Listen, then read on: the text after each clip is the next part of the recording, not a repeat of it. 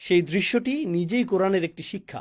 ইনশাআল্লাহ আমরা এই মাসে কোরআনের অনেকগুলো উপমা সম্পর্কে জানব। এরপর যে উদাহরণটি তাৎক্ষণিক মনে আসে তা হল আল্লাহ মিথ্যা উপাস্যদের বর্ণনা দিয়েছেন, তাই না?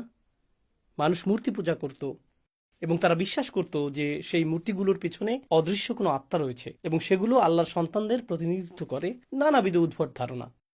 এবং তারা সেই মূর্তিগুলোর সামনে পশু উৎসর্গ করত, মূর্তিগুলোর সামনে রক্ত ঢেলে দিত, তারা দুধ এনে সামনে রাখত, মূর্তিগুলোর সামনে ফুল দিত এবং এই জাতীয় জিনিস, তাই না? এর দ্বারা সেই মূর্তিগুলোকে সম্মান জানাতো, শ্রদ্ধা জানাতো, মোমবাতি জ্বালানো এবং এই জাতীয় কাজ করে, তাই না?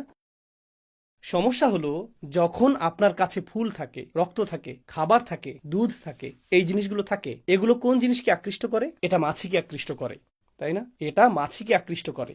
এখন বিষয় হলো, যদি আমি দর্শনার্থী হিসেবে মন্দিরে যাই এবং দেখি যে কেউ অনেক সম্মান নিয়ে এক গ্লাস চকোলেট দুধ এনে রেখেছে